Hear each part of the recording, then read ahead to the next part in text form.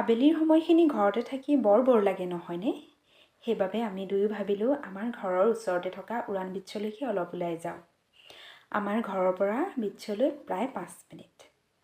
আহি দেখিলোঁ যে সাগৰৰ পানী কমাই নাই, কিন্তু অলপ হ'লেও কমিছে।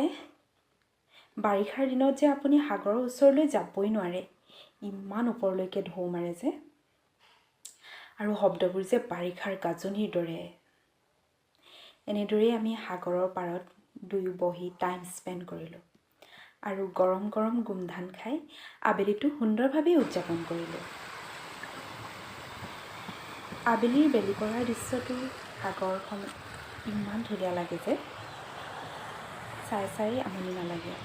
এনেদৰে আমি বহুত সময় তাতেই টাইম স্পেণ্ড কৰি আন্ধাৰ হোৱাৰ লগে লগে তাৰ পৰা সোনকালে উভতিলোঁ।